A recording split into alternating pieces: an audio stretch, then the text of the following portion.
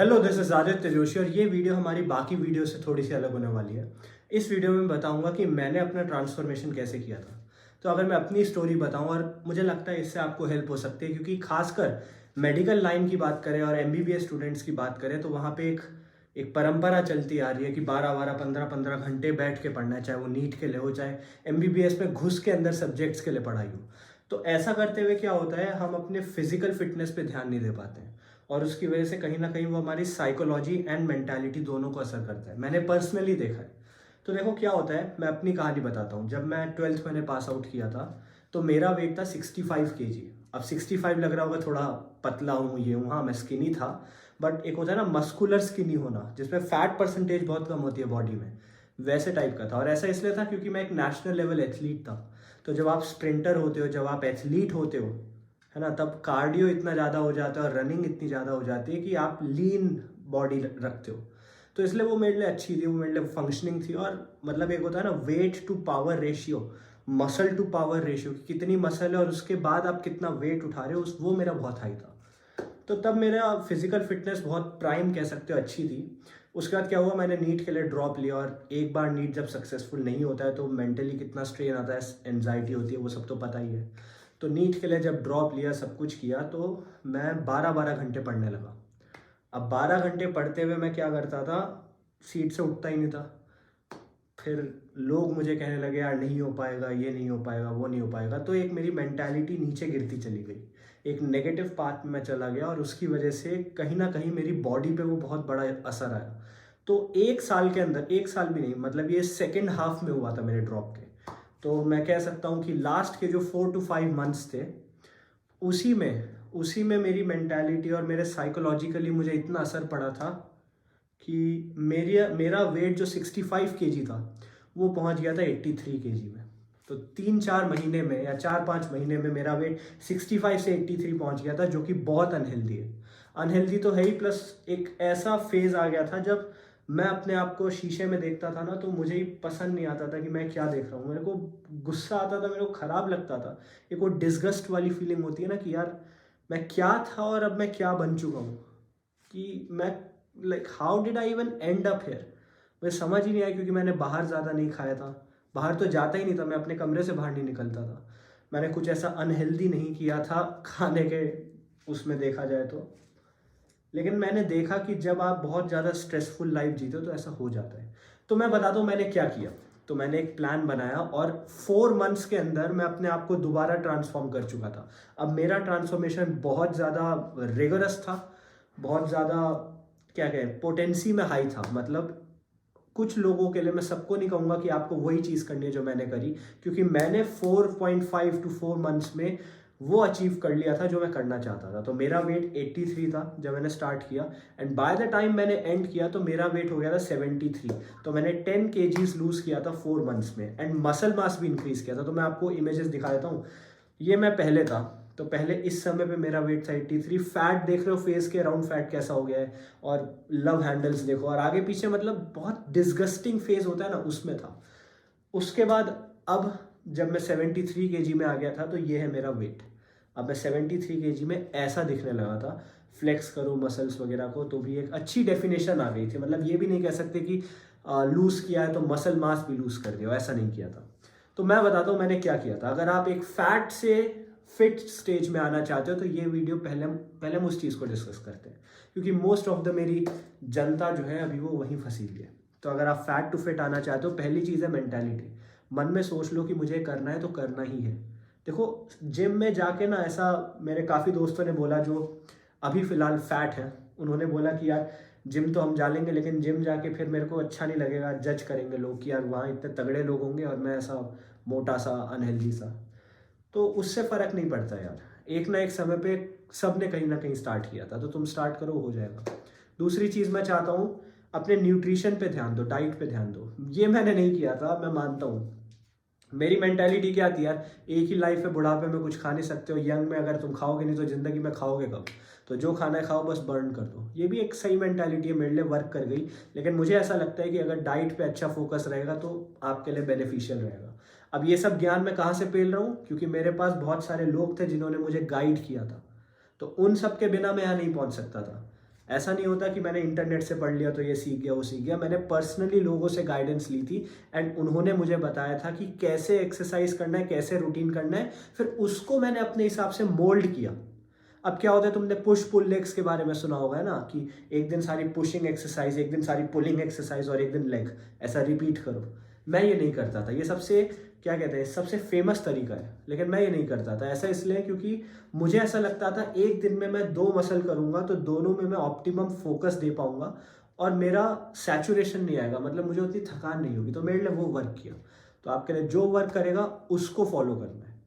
Diet को अच्छा रखना है। अब डाइट में अच्छा रखने का क्या मतलब है, ऐसा कहते हैं कि आपके बॉडी वेट का अगर डबल या 1.8 टाइम्स प्रोटीन इंटेक है तो वो बहुत हेल्दी है, लाइक ऑप्टिमम है मसल ग्रोथ के लिए।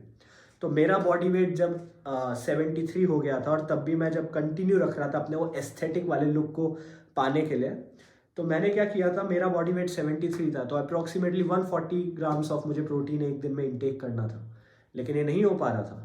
तो मेरा प्रोटीन वॉज एनीवेयर बिटवीन 100 से 120 grams. So that work for me, like 100 से 120 gram protein is enough, more than enough, उससे हो जा रहा था मेरा। अब लोग कहते हैं कि आपने क्रिएटिन लिया होगा या फिर आपने पीईडी लिए होंगे या फिर आपने क्या कहते हैं उन्हें प्री वर्कआउट वगैरह लिया होगा, तो नहीं, मैं प्री वर्कआउट में विश्वास नहीं रखता हूँ। देखो, प्री वर्कआउट अच्छी चीज़ है जिनके लिए वर्क कर जाती है, लेकिन मुझे पर्सनली ऐसा लगता है कि प्री वर्कआउट ना कैफीन की तरह है। एक्चुअली उसमें कैफीन भी होता है बहुत सारे वर्कआउट प्री वर्कआउट्स में। एक समय के बाद उसकी क्वांटिटी आपको बढ़ानी पड़ जाती है, तो वो मत लो। मैं कहूँगा क्रिएटिन जैसी चीज़ें मत लो, मैं पर्सनली उनको प्रेफर नहीं करता हूँ। लोग कहते हैं कि सबसे ज़्यादा वाइडली रिसर्च्ड प्रोडक्ट है, हो सकता है हो, लेकिन मैं उसको सपोर्ट नहीं करता हूँ। तो अगर आपको प्रोटीन इंटेक बढ़ाना ही है तो आइसोलेट या कॉन्सेंट्रेट प्रोटीन ले सकते हो, सिर्फ प्रोटीन, उसमें और कुछ नहीं होना चाहिए, सिर्फ वे प्रोटीन और कुछ नहीं। I don't support anything else, सिर्फ वे प्रोटीन चल सकता है। डाइट हो जाएगी तो उसका बैलेंस डाइट रखनी है, रफेज वगैरह सब कुछ हाई रखना है ताकि आपका वो डाइजेस्टिव सिस्टम ऊबड़ खाबड़ ना हो जाए। भाई मेडिकल स्टूडेंट्स हो तुम लोग, ये तो तुम्हें पता ही होगा। डाइट के बाद आगे प्लान करते हैं कि हम कैसे करेंगे। तो तुम्हें एक प्लान बनाना है, जैसे मैंने 4 मंथ्स का किया था, तो मैं कहता हूँ सपोज तुम्हें 6 मंथ्स में अपने बॉडी मास इंडेक्स जो होता है, BMI इंडेक्स होता है, उसमें ऑप्टिमम रेंज में आ जाना है, ग्रीन वाली रेंज में। तो 6 मंथ्स में सपोज तुम्हारा वेट है 90 kg एंड तुमको आ जाना है 75 kg में, ठीक है। तो 75 से 85, 85 से 90, ऐसे दो स्टेप में हम इसे बांट देंगे। अब क्या करना है, मैं चाहता हूं कि तुम अपने 6 मंथ्स को 2 पार्ट में डिवाइड कर दो। यही सेम चीज मैंने बहुत कॉम्पैक्ट तरीके में की थी, मैंने 4 मंथ्स के लिए प्लान किया था, मैं तुम्हें 6 मंथ्स का बता रहा हूँ। 6 मंथ्स में तुम 2 पार्ट में बांट दो, 3 months and 3 months. Initial 3 months में मैं चाहता हूं कि तुम अपने कार्डियो एंड फैट बर्निंग में ज़्यादा फोकस रखो। मसल बिल्ड करोगे, लेकिन पहले मैं चाहता हूं तुम अपनी बॉडी को ऐसे पोजीशन में लाओ जहां पे तुम मसल बिल्ड कर सको और तुम्हारा फैट तुम्हारे वे को ऑब्स्ट्रक्ट ना करे। तो इसलिए स्टार्टिंग के 3 मंथ्स में मैं चाहता हूं कि यार तुम लोग फैट बर्न ज़्यादा करो। फैट बर्न ज़्यादा कैसे करोगे, तुम रनिंग चालू कर सकते हो, तुम वो होता है ना ट्रेडमिल को इंक्लाइन कर दो 12 पे 3 की स्पीड से चल लो, वो सब कर सकते हो। स्किपिंग कर सकते हो, जंपिंग कर सकते हो, शैडो बॉक्सिंग कर सकते हो, ये सब चीज़ें करो। ये स्टार्टिंग के 3 मंथ्स में ज़्यादा करनी है। वेट ट्रेनिंग ऑब्वियसली तुम्हें करनी है, ठीक है। अब वेट ट्रेनिंग कैसी करनी है ये तो मैंने तुम्हें बता दिया। कार्डियो, मैं क्या करता था, एक दिन में 2 बार जिम जाता था। सुबह मैं रनिंग, कार्डियो और फैट बर्निंग वाली चीज़ें करता था। शाम को मैं जाता था जिम जहाँ पे हैवी वेट ट्रेनिंग करता था, जिसमें रेप्स बढ़ा दिए थे, ड्रॉप सेट वगैरह इंट्रोड्यूस कर दिया था। ऐसा क्यों किया, क्योंकि जब आप रेप बढ़ाते हो तो डेफिनेशन आती है एंड फैट ज़्यादा बर्न होता है, लेकिन जब आप वेट बढ़ाते हो तो मसल साइज इंक्रीज होता है। तो इनिशियल मंथ्स में मैं ये नहीं चाहता था कि मेरा मसल साइज बढ़े, मैं चाहता था कि पहले फैट डिक्रीज हो और डेफिनेशन आने लगे।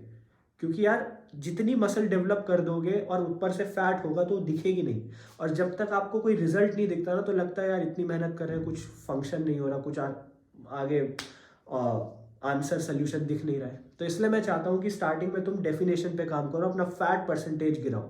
फैट परसेंटेज गिराने का सबसे अच्छा तरीका यही है, सुबह सुबह खाली पेट जाके तुम रनिंग वगैरह, कार्डियो वगैरह करो। उसके बाद शाम को मैं चाहता हूँ तुम वेट ट्रेनिंग करो जिसमें रेप्स बढ़ा देने हैं। कोई भी रेप 12 से 15 से कम नहीं करना है, रेप्स बढ़ा देने हैं। सेट 4 रखने हैं हर एक्सरसाइज के, और एक एक्सरसाइज मतलब एक दिन में मैं चाहता हूँ 2 मसल तुम हिट करो। तो मैं अपना रूटीन तुम्हें बता देता हूँ। मेरा रूटीन क्या था, मंडे को चेस्ट ट्राइसेप, फिर बैक बाइसेप, ऐसे मंडे ट्यूसडे वेडनेसडे थर्सडे ऐसे चलेंगे हम, संडे को of. Chest tricep back bicep shoulder and abs, फिर था arms bicep tricep four arm, फिर था चेस्ट एंड एब्स फ्राइडे को, एंड सैटरडे को था लेग्स। अब लेग्स मैंने एक दिन क्यों रखा, लेग्स के साथ मैं बैक कर लेता था कभी कभार, तो एक मसल एक हफ्ते में 2 दिन काम करेगी, ठीक है, उसके साथ एक दिन में 2 मसल्स रहेंगी। ऐसा इसलिए ताकि हर मसल को हम ज़्यादा पुश कर सके और इतना ही पुश करें कि हम एग्जॉस्ट ना हो जाए, है ना। ऐसा नहीं होना चाहिए कि एक मसल इतनी पुश हो गई या 2 मसल इतनी पुश हो गई कि तीसरे के लिए एनर्जी ना बचे, तो ये नहीं चाहता था मैं, इसलिए पुश पुल लेग मैंने नहीं किया। अब इसमें मैं एक और चीज़ जो तुम्हें बताना चाहता हूँ वो ये है कि ये जो मेरा रूटीन था इसमें लेग एक ही बार क्यों था, है ना। लोग कहते हैं यार लेग्स 2 बार करो 3 बार करो। अब लेग्स एक बार क्यों रखा, क्योंकि मैं एक प्रीवियसली एथलीट रह चुका था, तो मेरे लेग्स जो थे उनकी मसल्स ऑलरेडी काफ़ी डेवलप्ड थी, तो मुझे उसमें उतनी ज़रूरत नहीं थी। प्लस मैं सुबह एथलेटिक्स का रूटीन वर्कआउट चालू कर रखा था मैंने, एथलेटिक्स के मेरे जो भैया वगैरह थे वो लोग, उनके साथ मैं स्टिल सुबह ज्वाइन करता था, रन करता था, स्प्रिंट्स लगाता था, एथलेटिक्स का वर्कआउट करता था, तो लेग मेरा वहाँ कंपनसेट हो जाता था। अब जब मैंने आपको बता दिया कि कैसे मसल को देखना है, कैसे मसल के साथ वर्क करना है, फाइनली मैं 3-4 टिप्स दे देता हूँ। पहली टिप ये है कि इनिशियल 3 मंथ्स मैंने आपको बता दिए। इनिशियल 3 मंथ्स में क्या करना है, फैट बर्न करना है जल्द से जल्द, ताकि डेफिनेशन है और अंदर जो मसल है, जो आपका स्ट्रक्चर है, वो बाहर उभर के थोड़ा थोड़ा दिखने लगे। सेकेंड हाफ जो है, लास्ट के 3 मंथ्स जो है, उसमें क्या करना है, रेप्स गिरा देने हैं। जो आप यहाँ 12 से 15 रेप कर रहे थे, अब वो नहीं करने। अब क्या करना है आपको, अब आपको मैक्सिमम 12 रेप करने हैं, और इसको क्या करना है, 12 रेप किए, फिर वेट बढ़ाया, फिर 10 रेप किए, फिर वेट बढ़ाया, फिर 8 रेप किए, फिर वेट बढ़ाया, फिर 6 रेप किए। अब इसको क्या कहते हैं, इसको कहते हैं प्रोग्रेसिव ओवरलोड, ठीक है। मैं क्या करता था, मैं पर्सनली प्रोग्रेसिव ओवरलोड को फॉलो करता था। इसमें क्या होता है, मैं हर वीक वेट बढ़ाऊंगा अंटिल फेलियर, हर चीज को अंटिल फेलियर करता था मैं।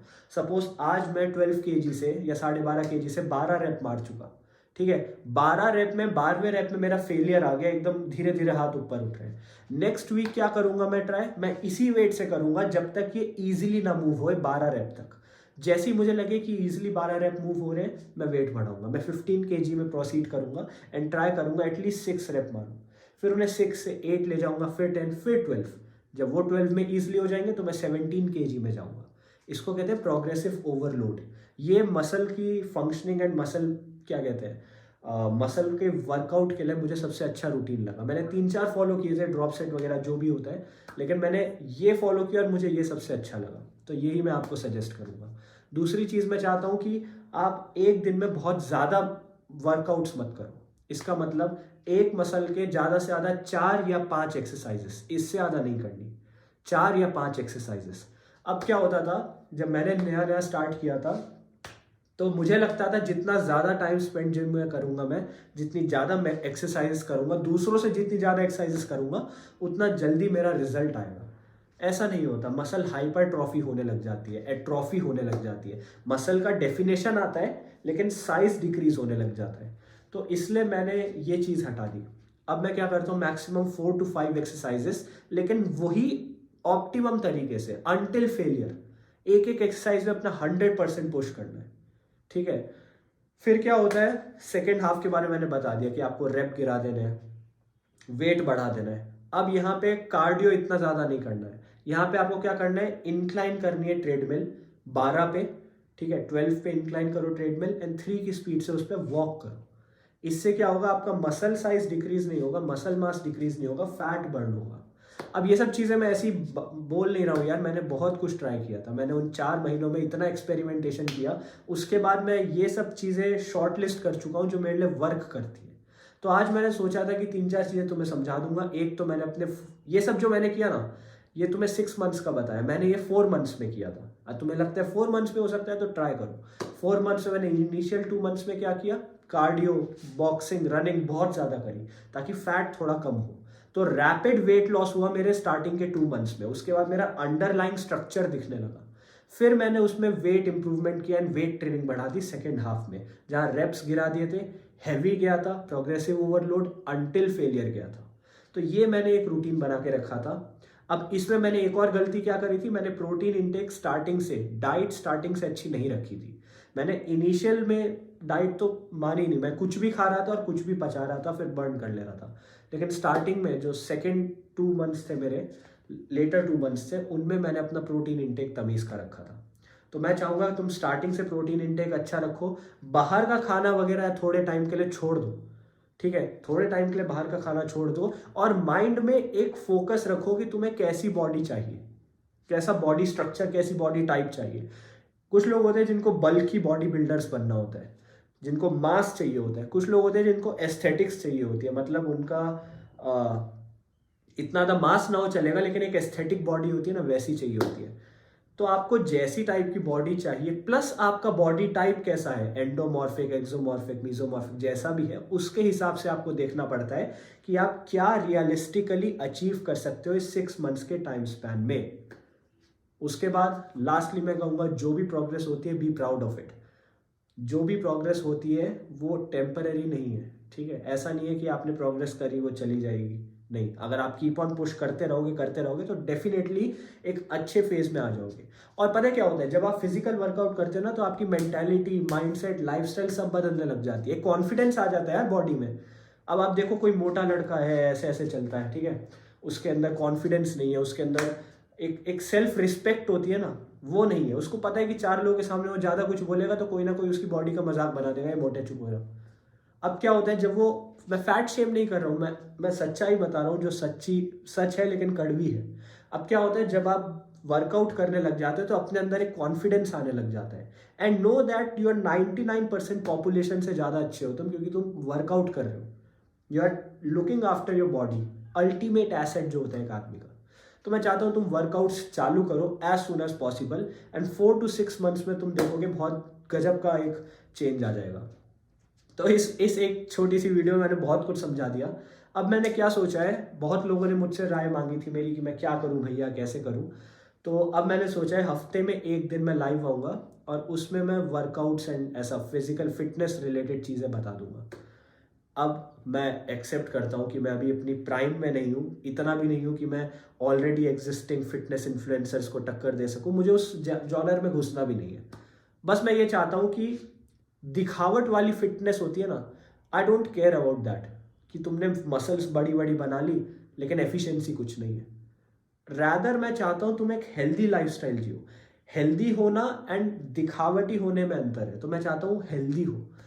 तो अब मैं क्या करूँगा, जो मेडिकल लाइन में घुसते हैं, मेरा चैनल मोस्टली उन्हीं बच्चों के लिए तो था जो मेडिकल लाइन में, जो कॉलेज में, जो स्टूडेंट्स हैं, तो उनके लिए मैं थोड़ा थोड़ा बता सकता हूँ कि कैसे एक फिजिकल हेल्दी लाइफस्टाइल में आप एंटर कर सकते हो। उसके बाद आपको जिसको फॉलो करना है, जैसे फॉलो करना है, that's up to you. That's it. I hope this helps. Thank you.